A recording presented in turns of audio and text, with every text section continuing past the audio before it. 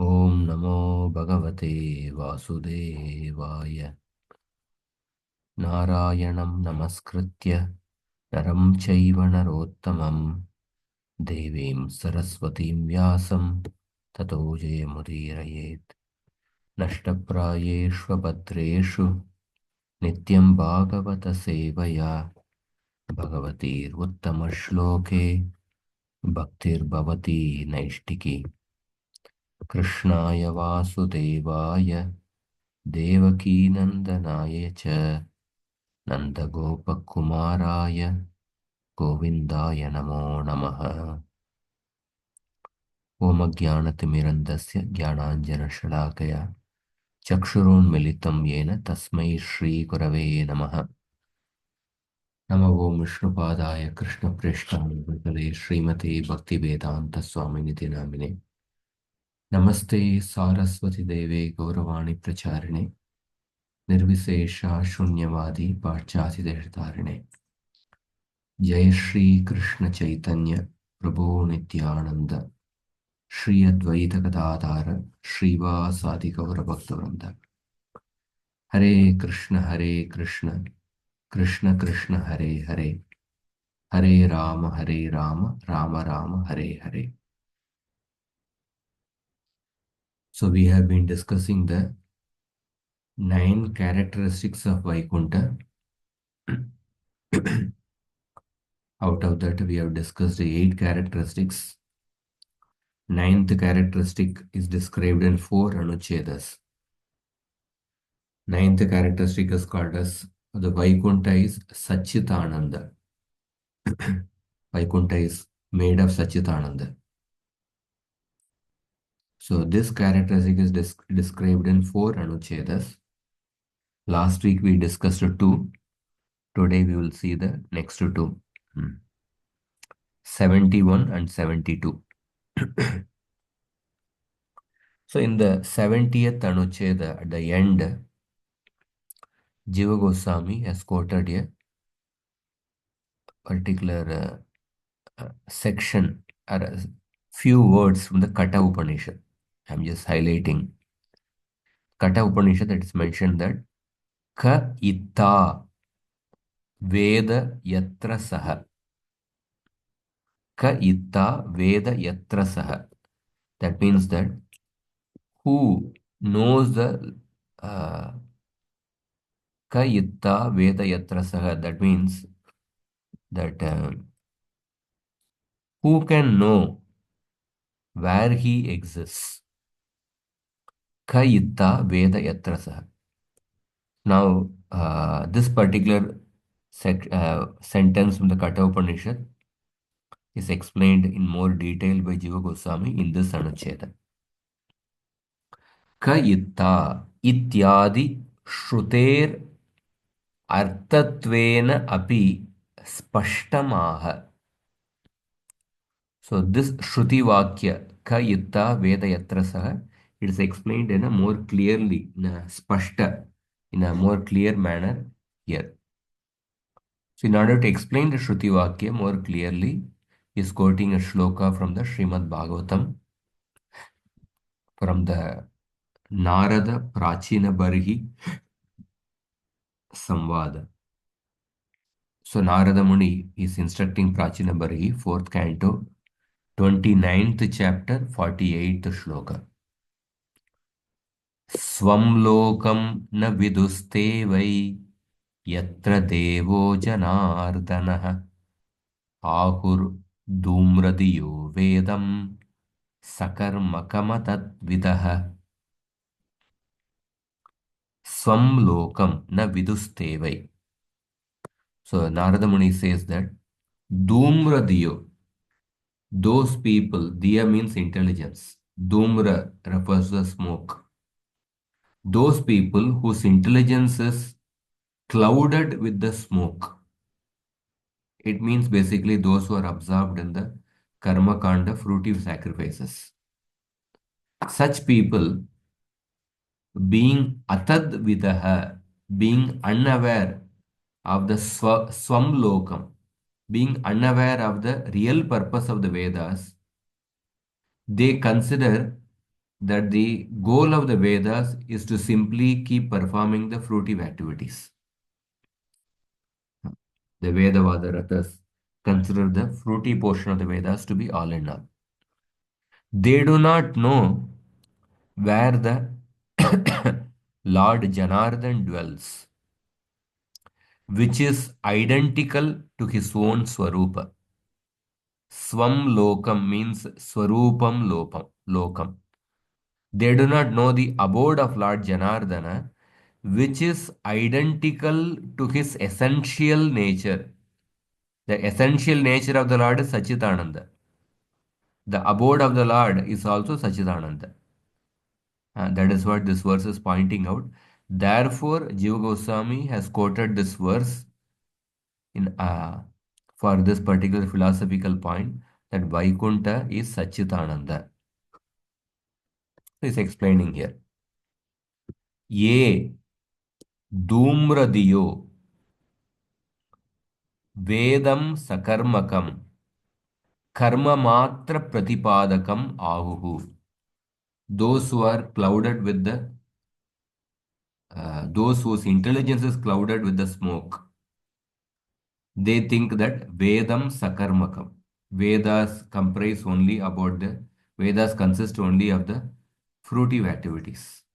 Karma Matra Pratipadakam. Vedas only talk about the Karma Kanda. In that way they say. Those people, Janardhanasya Swam Lokam. Swam Lokam means Swarupam Lokam Na Viduhu. They do not know the abode of Janardhana, which is not different from a Swarupa. Swarupam Lokam Na Viduhu. Kintu Swargadhikameva Viduhu. They only know, they only think that the highest abode in the world is only Swarga. There is nothing higher than Swarga. Yatra Loke. Sri Naradaha Prachina Barisham. This verse was spoken by Narada to Prachina Barisham.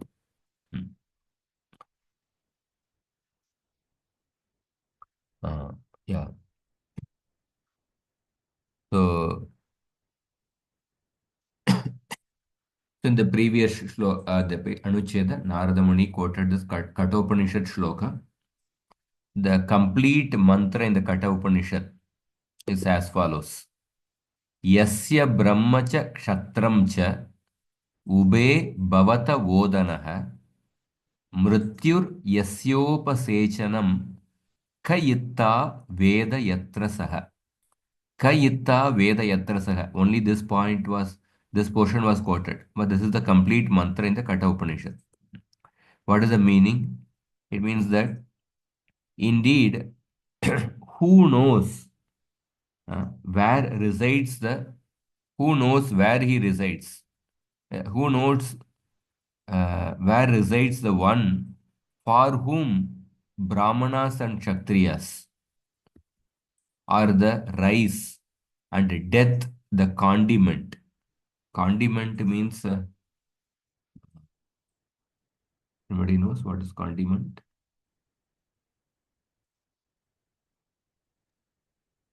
Condiments usually mean spices, no? I'm not here. Condiment means a preparation to enhance flavor. Arrange. It's like spices only. So, one for whom Brahmanas and Kshatriyas are the rice and the death the condiment. This is the complete mantra. So, the context of this mantra in Katha Upanishad is that previous to this mantra, it was told that the person who has unwholesome conduct, uncontrolled senses, and a disturbed mind cannot attain the Lord. And this particular verse says that such a person cannot even understand the abode of the Lord. In this verse, the reference to the Brahmanas and Kshatriyas indicate all the members of the Varnashram society. Even they cannot know the Lord's abode if they do not give up addiction to the fruitive action. If they do not give up addiction to fruitive action. So such people, those who are addicted to fruitive activities, can reach only up to Swargaloka. But Vaikuntha is attained only by bhakti. So in this Anucheda, Jiva Goswami, he's actually quoting a shloka spoken by Narada to Prachina Parishad. Narada Muni spoke the allegorical story of Puranjana. Hmm. So Dhumra Diya means those whose intelligence is smoky, that means those whose intelligence is impure. So those people whose intelligence has been affected unfavorably by the fruitive fire sacrifices. So such people are enamored by the statements which glorify the fruitive activities, such as by drinking so much somarasa, one becomes immortal, or by observing the Chaturmasya vow, one becomes imperishable. Actually, such statements are eulogy, they are exaggerated statements to encourage a person to perform fruitive activities. Because nothing in this world is imperishable. But those people who have a lesser intelligence, they become attracted to such statements and they consider that going to Swarga is the be all and the end all. Uh, Krishna says in the Gita that he says that shloka Vedavada Rata Partha Nanyat Yamimam Pushpitam Vacham Pravadantyavipaschitah Vedavada Rata Partha Nanyat Astiti Vadinah कामात्मन स्वर्गपरा जन्म कर्म फलप्रदां क्रिया विशेष बहुलां भोगेश्वर्य गतिं प्रति. So people who are filled with the goal of heaven, they are attached to the flowery words of the Vedas, claiming that the Vedas are concerned with nothing other than elaborate rituals that bestow high birth, pleasurable fruits of action, and that lead to sense enjoyment and opulence. Krishna also told later in the ninth chapter, Krishna says that Tetam bhuktva swargalokam vishalam kshine punye martyalokam vishanti evam trayi dharmam anuprapanna gatagatam kama kama labante. That once the pious credits are over, get exhausted, one has to return to this world.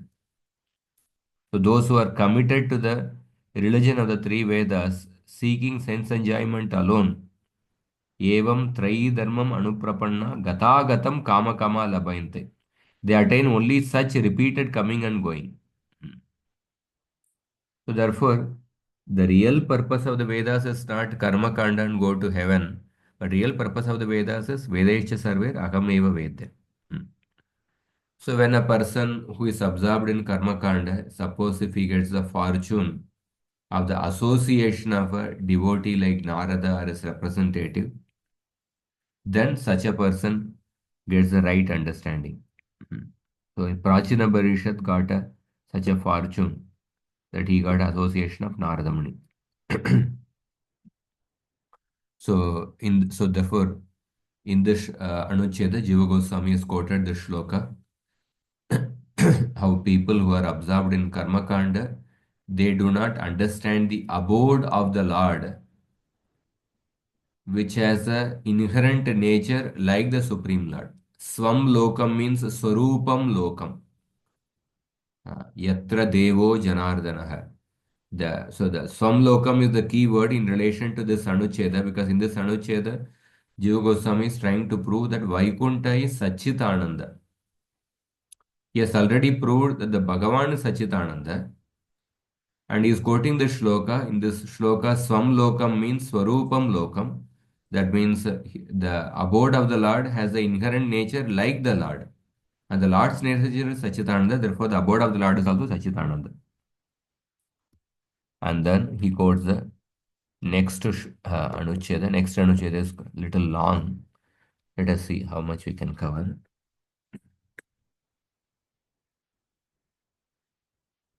So next Anucheda is quoting a Bhagavatam shloka from 6.9.33. In this Anucheda also, the main theme is that to explain the position of Vaikuntha, he quotes from various sources. Various references are given. The main Bhagavatam reference is 6.9.33. This comes in the section when the Vritrasur demon is born from the yajna performed by Vishwarupa, from the yajna performed by Tvashta. So at that time, when Vishwarupa, Vritrasur started attacking the demigods under the advice of Brahma, they go and offer prayers to the Lord. So the prayers offered by the Devatas to Vishnu, from that this verse is quoted. Om Namastestu Bhagavan. This is a prose prayer. Ityadi Gadye. Gadye means prose.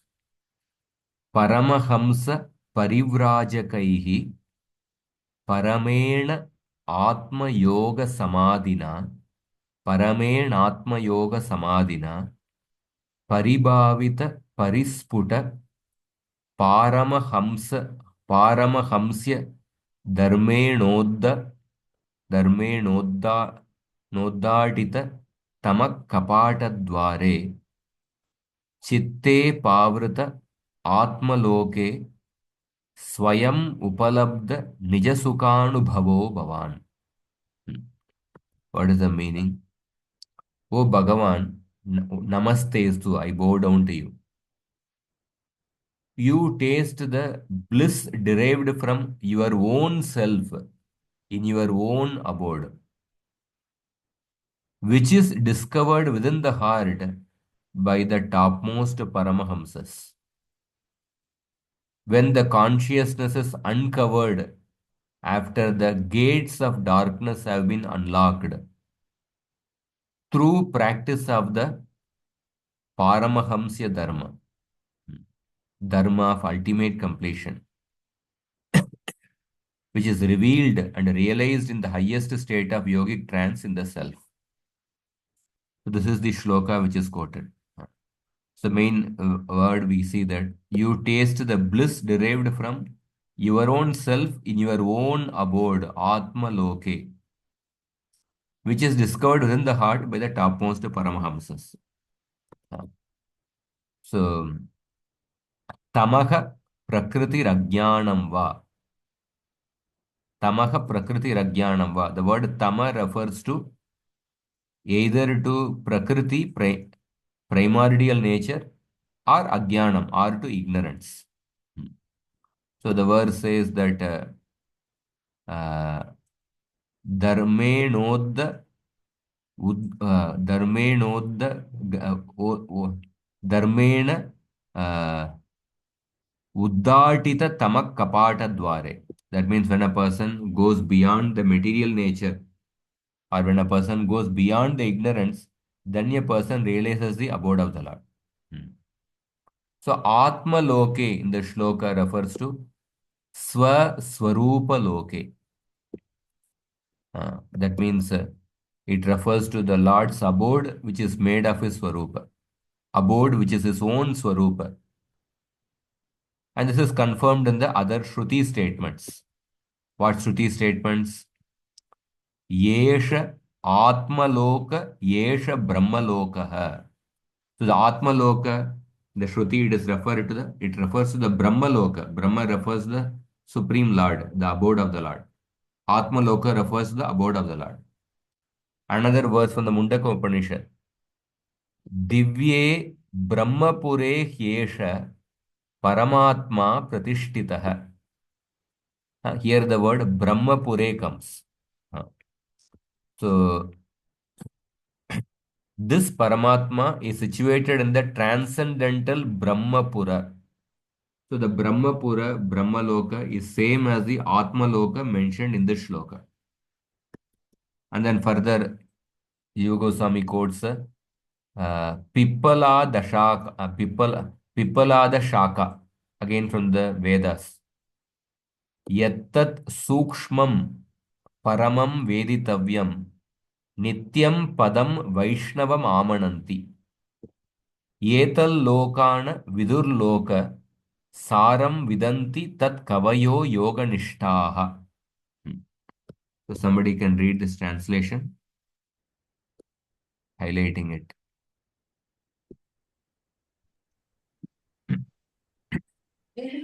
That which is most subtle and supreme, the eternal state of Sri Vishnu, is to be known. The people of this material world do not know it, the essence of all worlds. Only the wise who are fixed in yoga know it. So this is another verse which talks about the spiritual world from the Vedas. Uh, the people of the world do not know the abode of the Lord. Only those who are fixed in yoga know it. And then further he goes on to quote many Shruti Vakyas. Parena nakam nihitam guhayam bibrajate yad yatayo vishanti. From the Mahanarayana Upanishad. Parena nakam. It is said that that abode into which the ascetics enter is Parena nakam. Naka refers to heaven. Parena nakam means that abode is beyond the heaven. Yet it shines brilliantly within the pure heart. Hmm. And then he quotes the verses from Narasimha Tapani Upanishad. Narasimha Tapani Upanishad. Tadva yetat param dham. Tadva is in the prose format. Tadva yetat param dhama mantra raja adhyapakasya. Mantra rajaadhyapakasya. Mantra rajaadhyapakasya. Yatra na dukkadi na suryo bhati. Yatra na vayurvati. Yatra na chandramas tapati. Yatra na nakshatrani banti. Yatra na mrityuhu pravishati. Yatra na doshas tadanandam shashvatam shantam sadashivam brahmadivandinam yogi dhyayam yatra gatva na nivartante yoginah tad etad ऋचाभ्युक्तम तद्विष्णोः परमं पदं सदा पश्यन्ति सूरयः दिवीव चक्षुराततं तद्विप्रासो विपन्यवो जाग्रवं स समिन्दते विष्णोर्यत् परमं पदम् इति नरसिंह तापणी उपनिषद. So somebody can read the translation.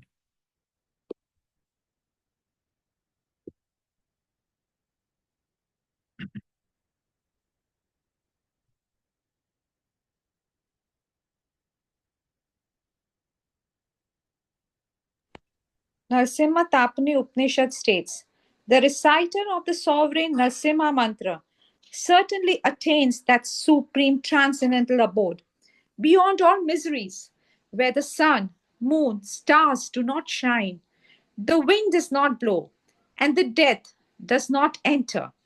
That abode is blissful, eternal, peaceful, always auspicious, worshipable by devas like Brahma, and meditated upon by yogis. It is devoid of all defects. The yogis who enter there never come back. This is stated in Rig Veda mantras. The devotees always see that supreme abode of Sri Vishnu, which extends all around like sunlight in the sky. The Brahmanas, who are always attentively glorifying the Lord, render that abode even more brilliant. This is the supreme abode of Lord Sri Vishnu. So this is the Narasimha Tapani Upanishad. In that also there is a reference to the Rigveda mantras. Rigveda mantra, Narasimha Tapani Upanishad quotes the Rigveda mantra here in full.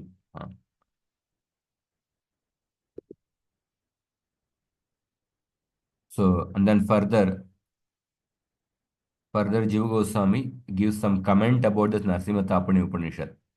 He says that Natu iyamapi brahma paratvena eva व्याख्येया वन्दितत्वेन यत्र गत्वा इत्यनेन च तद तद अनङ् तद अनङ्गीकारात्. So what he says is that in this mantra, the supreme abode, which is referred in this Narsimha Tapani Upanishad, we should not interpret as as it referring to the impersonal Brahman. Should not be interpreted as indeterminate Brahman, because in the Narsimha Tapani Upanishad there are phrases like it is worshipable by gods like Brahma and the yogis who enter there. Like that, these phrases are there. So therefore, one should not interpret this verse as referring to the impersonal Brahman. And then further he says, Yataha Sri Vishnu Purane cha Sri Vishnu Lokam Uddishya Rigiyam Anusmrita. The Vishnu Purana also, the same statement from Rig Veda has been kept in mind in the Vishnu Purana description of the Vishnu's abode. The Vishnu Purana also gives a description of the Vishnu's abode. There also the description is given by keeping in mind the Rig Veda mantra. So we'll go through the Vishnu Purana statement, which describes the Vishnu's abode. ऊर्ध्वोत्तरं ऋषिभ्यस्तु ध्रुवो यत्र व्यवस्थितः एतत् विष्णुपदं दिव्यं तृतीयं व्योम्नि भास्वरम् निर्धूतदोषपङ्काणां यतीनां संयतात्मनां स्थानं तत्परमं विप्र पुण्यपापपरीक्षये अपुण्यपुण्यो परमे क्षीणा शोषाप्तिहेतवः यत्र गत्वा न शोचन्ति तद्विष्णो परमं पदम् धर्मध्रुवाद्यास्तिष्ठन्ति यत्र ते लोकसाक्षिणः तत् तत्सार्ष्ट्योत्पन्नयो तद्विष्णो परमं पदम् यत्रैतदोतं प्रोतं च यद्भूतं सचराचरं भव्यं च विश्वं मैत्रेय तद्विष्णो परमं पदम् दिवीव चक्षुराततं विततं तन्महात्मनां विवेकज्ञानवृद्धं च तद्विष्णो परमं पदम्. So you can read the translation of the Vishnu Puran above from here.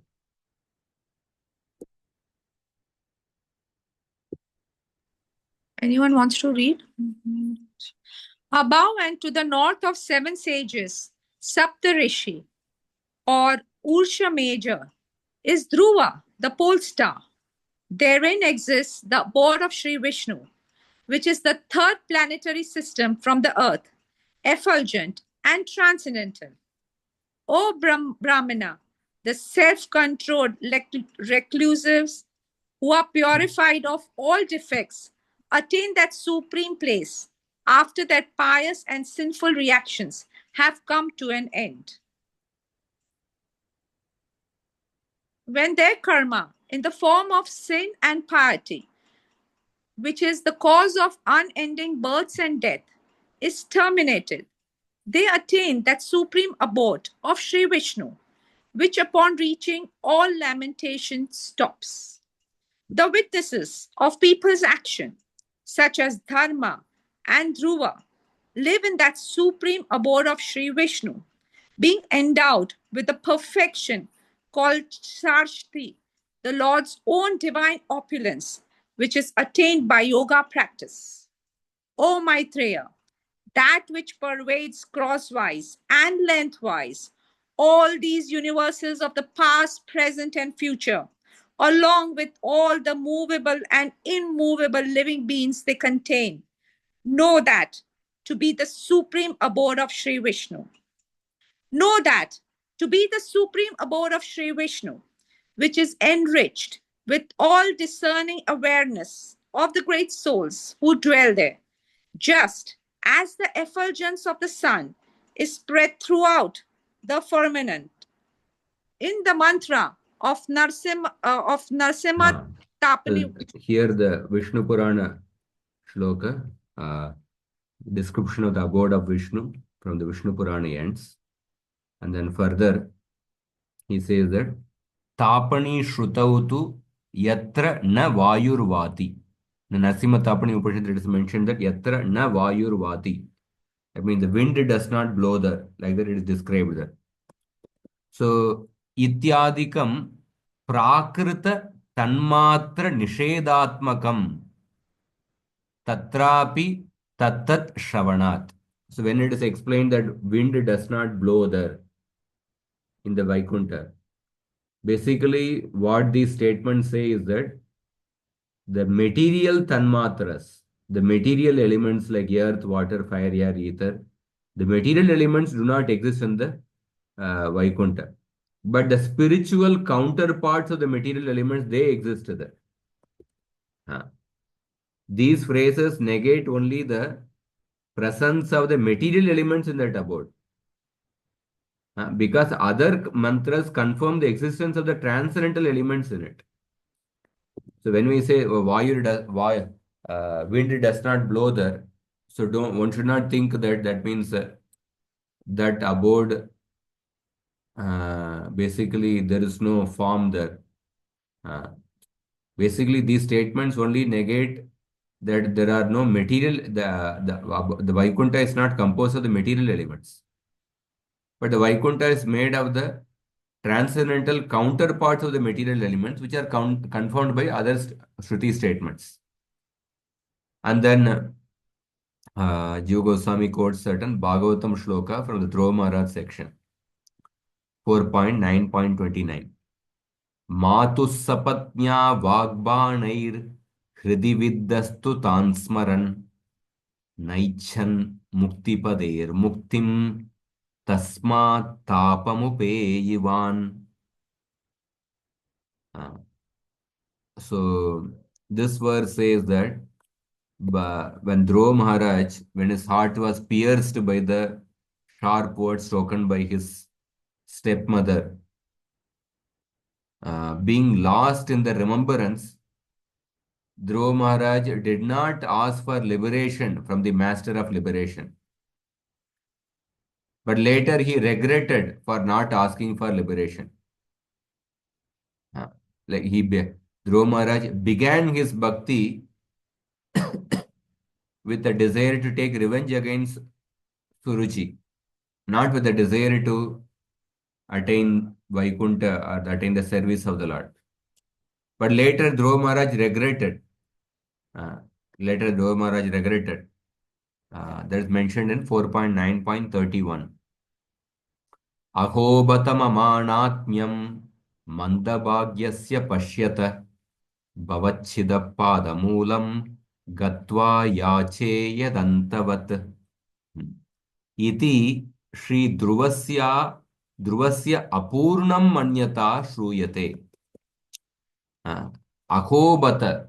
He said, just see my lack of self-knowledge. I am so unfortunate that when I arrived at the lotus feet of the Lord, who can end one's material existence, I asked for something that comes to an end. I asked for something which is temporary. So these verses indicate that even though Dhruva had attained the Lord, because Lord Vishnu told Dhruva that you will get Dhruvaloka and then you will come to Vaikuntha. Lord had awarded Dhruva Maharaj Dhruvaloka and Vaikuntha. But even though these things were awarded to Dhruva, but Dhruva Maharaj considered himself to be incomplete because he felt he was started repenting for the very first motivation with which he began the devotional service. So tat uccha padaka anayaiva tat prarthitavata tena labda manorata atita varena api स्वसङ्कल्पमेव तिरस्कर्तुम् उक्तमिति घटते. That the proper understanding of this is that though he had been given a boon that surpassed his wish, he lamented that he had originally resolved to acquire a lucrative post in the material world. So, Nath Radhanath Maharaj mentioned that these verses of Dhruva Maharaj, we'll see the fourth canto, ninth chapter, I think 31st to 36th shloka. Dhruva Maharaj's repentance.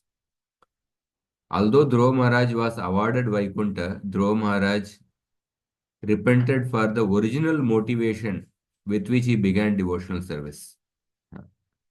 That he originally desired to get a position greater than that of Lord Brahma. He regretted for that. Hmm.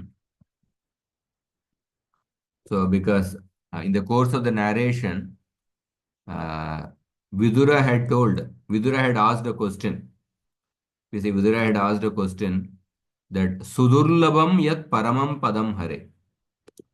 So I'll show you that shloka 4.9.28. In that, Vidura had asked a question that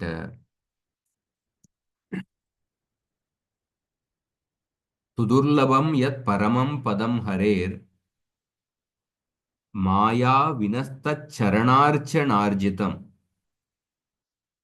labdvapyasiddharth ivaika janmana katam swamatmanam amanyatartavit. Vidura's question was that, my dear Brahmana, the abode of the Lord is Sudurlabham, very difficult to attain. It can be attained only by pure devotional service, which alone pleases the most affectionate, merciful Lord. Dhruva Maharaj achieved this position even in one life, and he was very wise and conscientious. Then, why then was he not very pleased? This is the question of Vidura.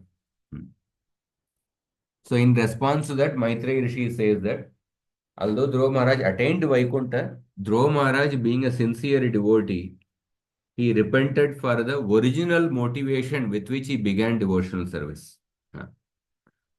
So the Lord had told Dhruva Maharaj that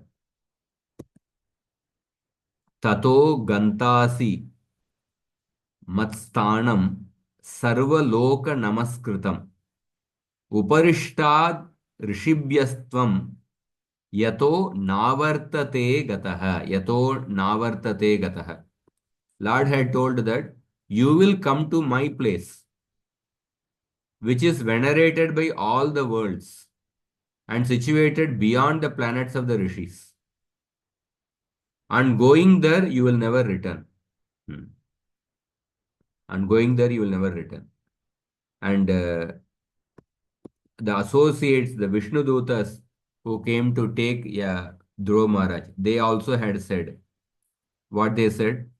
Shri Parshadabhyam api Atishta Jagatam Vandyam Tadvishnu Paramam Padam.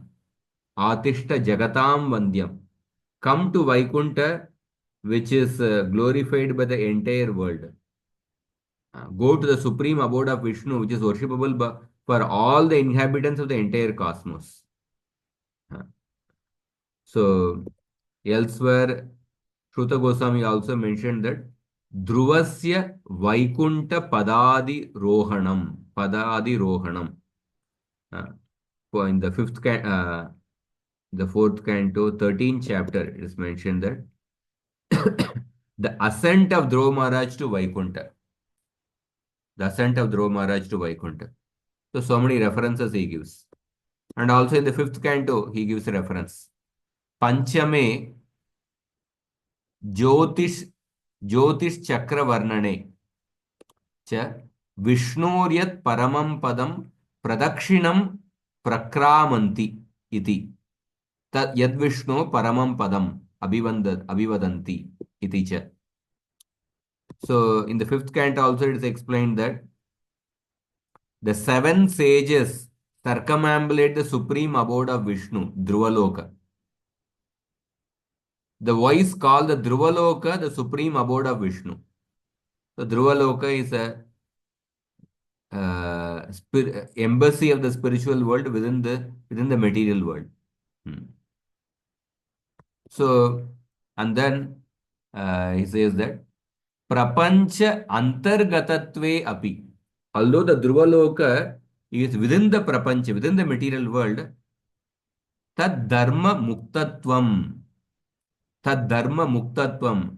But Dhruvaloka is having the nature that it is free from the material attributes, although it is within the material world. This is in accordance with the principle stated in the Brahma Sutra.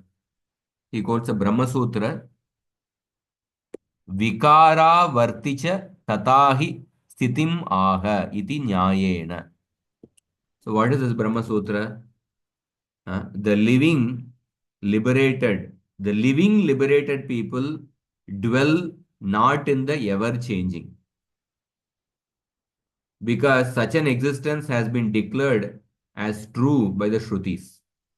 Dhruva Maharaj is a living liberated person, Jivan Mukta. So they don't dwell in the ever changing world.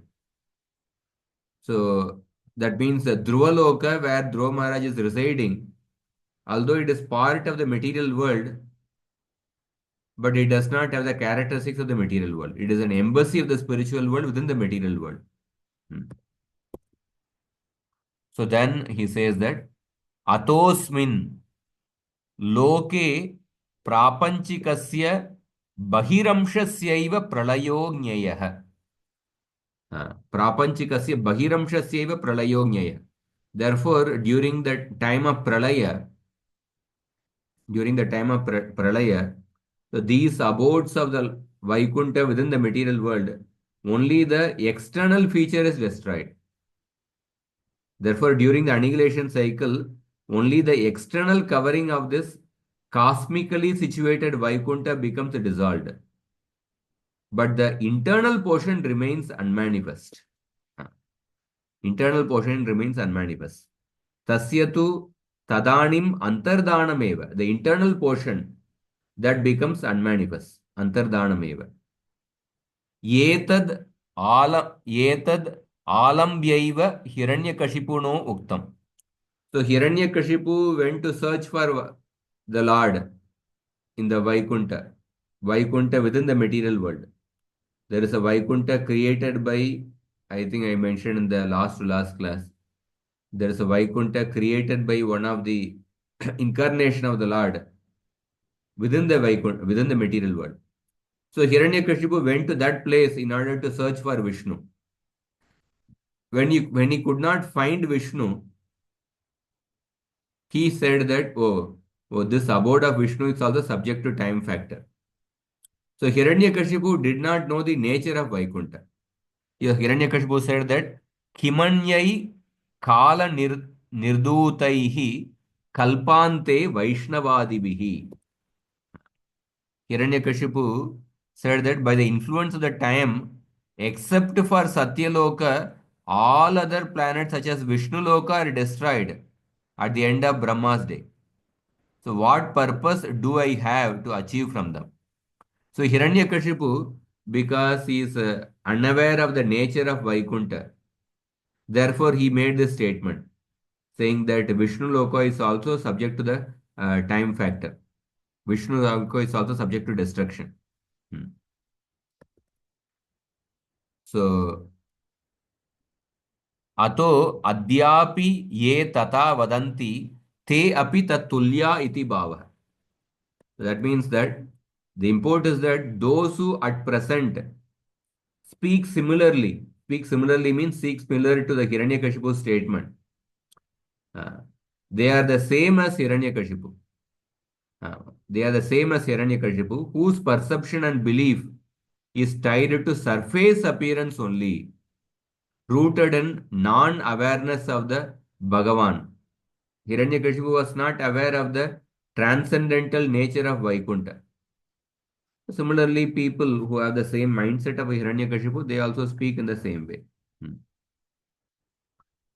And then further he says, Ata Shri Mahavaikuntasya Tadrishatvam tu Sutarameva Yata Nana Shrutipatottapanena Padmottara Kande Api Prakriti Antargata Vibhuti Varnanantaram Tadrishatvam Abhivyanjitam Shri Shrivena. Now he quotes from the Padma Purana. So when this cosmically situated Vaikuntha has been shown to be transcendental, then it is definitely the case that the original Vaikuntha beyond the material world, that definitely has to be transcendental. So by the so many statements, the Vaikuntha within the material world, that is the Dhruvaloka, is mentioned as transcendental. So when Hiranyakashipu is saying that even the Vishnu Loka is subject to time factor, Hiranyakashipu was not aware of the nature of Vaikuntha. So by in so many statements about the Dhruvaloka,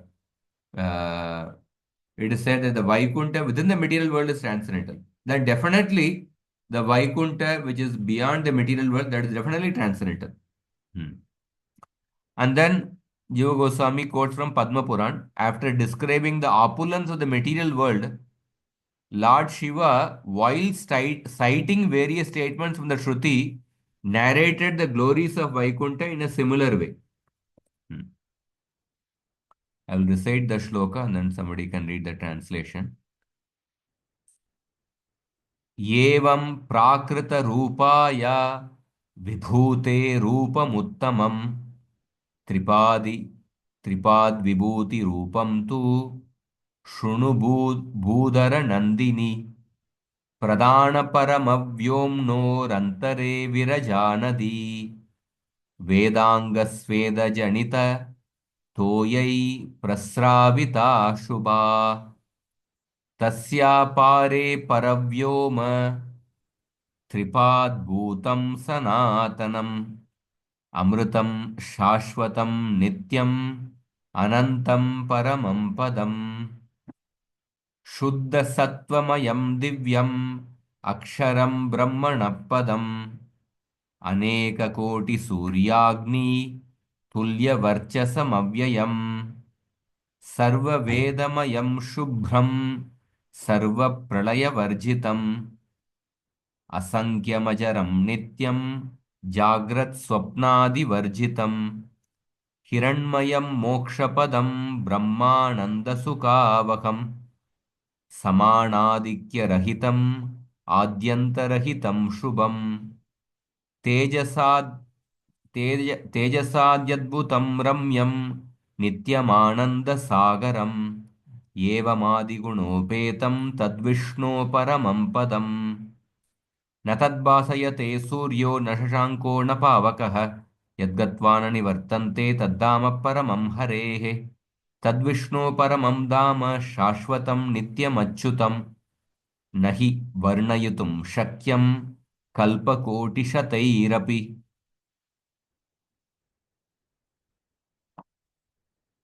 There are many shlokas.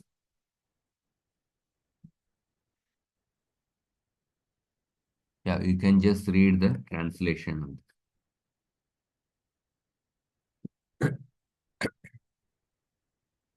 Then we'll end.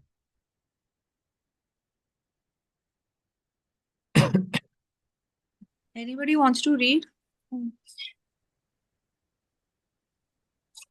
Okay. So this Prabhuji, yourself had quoted last time that Shubhru and Vikunta, so that it is that Lord manifests for the pleasure of Rama Devi. That Same. okay. Yeah. So, O Buddhara Nandini, in this way, I have explained to you. Budhara Nandini. Okay. Budhara Nandini. Shiva is Oh. speaking to Parvati. Okay. Bhudhara Nandini. Okay. In this way, Bhudhara, so the one who holds the Mother Earth. I mean, right? Is it like that? Yeah. In this way, I have explained to you the most excellent splendors of the material world. Now, hear the magnificence of the transcendental world, in which there exists threefold dimensionality of being Tripada Vibhuti. Between the unmanifest primordial nature, Pradhan, and the transcendental sky is the Viraja river, which contains the pure flow of water from the perspiration of the Vedas personified. Beyond this river exists the transcendental sky, Paravyoma, which is unlimited and manifests threefold dimensionality of being, later specified in Anuccheda 78 as immortality, fearlessness, and all auspicious. It is immortal, changeless, eternal, and unending, the supreme station. It is the transcendental abode of the Lord, consisting of pure sattva, and is immutable, imperishable, and equal in effulgence to billions of suns. It is the embodiment of all Vedic knowledge, pure, undecaying, incalculable, free from dissolution, eternal, and devoid of states such as wakefulness and sleep. It is pure, golden, the place of liberation, and includes within itself the bliss of Brahman realization. It has no beginning or end, and nothing is equal or superior to it. It is auspicious, wonderfully brilliant, eternal, an ocean of bliss. This place, the reservoir of all such qualities, is called the Vaikuntha, the supreme abode of Sri Vishnu. The sun does not shine there, nor moon nor fire. Having attained it, no one returns. Such is supreme abode of Sri Hari. This supreme abode of Sri Vishnu is eternal, immutable, and infallible. It cannot be described even in billions of kalpas or days of Brahma. It is not possible for me, Sri Brahma, or the host of sages, to describe the abode of Sri Hari. In that abode, Lord Achyuta is the ultimate controller. Yet, I cannot say whether or not even he knows the full extent of his glory. That abode is imperishable and confidentially described in the Vedas. The gods who preside over cosmic functions take shelter of it. If one does not know the truth of this abode, how can the Vedic mantras be of any use? Those who know this truth directly encounter the abode, that abode. The sages always see that the abode of Sri Vishnu, which is eternal. Prabhuji, you'll have to go up the screen. Hare Krishna, Prabhuji. Yeah. Abode is not, okay.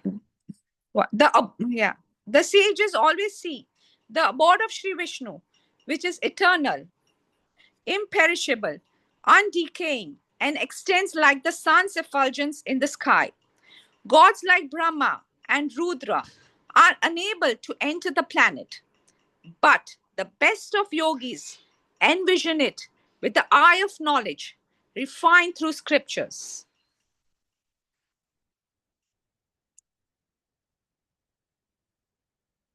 That abode is not known by me, Brahma, the gods, or by great sages, or Suvrata.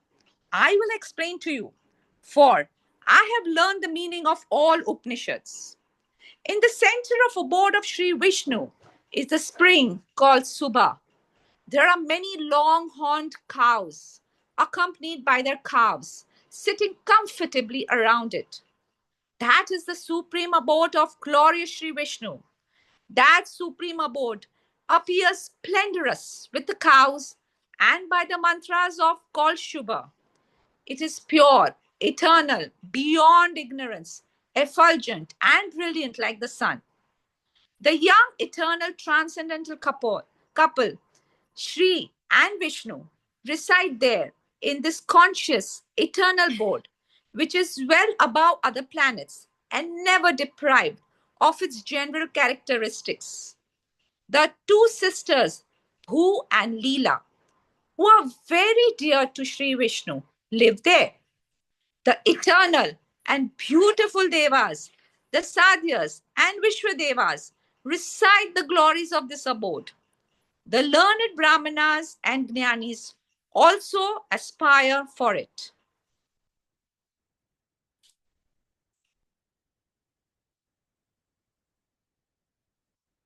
Also aspire. The supreme abode of Sri Vishnu is called moksha. Those who cut asundar, those who cut, what is this? Those who cut asundar, their bondage. No, What is asunder. Asunder it? is a verb actually. Oh, those who cut as under their bondage to the material world will attain that blissful place. Having attained it, one never returns. Therefore, this place is called moksha or liberation. That eternal, transcendental, undecaying, supreme sky is called moksha, paramam padam, linga, amrita, Vishnu mandira, akshara, paramadhama, vaikuntha, shashwatam param, nitya, paramavyoma, sarvokta shrita, and Sarva utkrishta. sarva utkrishta and sanatana. These are all various synonyms for supreme abode of Lord Achyuta. I will now delineate in detail the form of that Tripadi Vibhuti. Mantras offering a similar description are commonly known to the followers of the Vedas.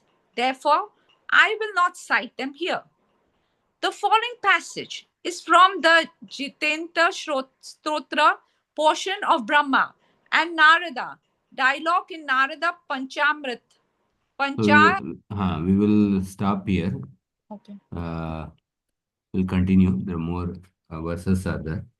And then I will discuss the purport also in next class. Essentially, Jiva Goswami is quoting various references from Padma Purana, Narsimha Upanishad, from Vishnu Puran, many references. Bhagavatam 4th canto, 5th canto, to describe about the nature of Vaikuntha, how the nature of Vaikuntha is Satchitananda. So he is describing all these references, and then he is making some comments. How these descriptions don't refer to the impersonal Brahman, they refer to the Vaikuntha only. If we take this description as referring to the impersonal Brahman, it would meet with many contradictions. So there are many words which are used to describe Vaikuntha. Param Padam, Param Linga, Vishnu Mandira, Param Dama, Vaikuntha, Shashwatam Param, Nitya, Parama Vyoma, Sarvotkrishta, Sanatana, all these various phrases are used for Vaikuntha. So we will continue from the Narada Pancharatra reference in the next class.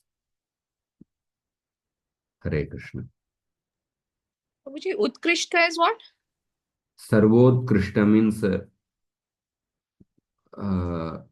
topmost, the most glorious, the supreme most, like that. And these Jitante Stotra, so all these books are. This is a portion from the Narada Pancharatra. Yes. Narada Muni wrote this Pancharatras. DT worship. DT worship. There's a portion from that. Some section from that.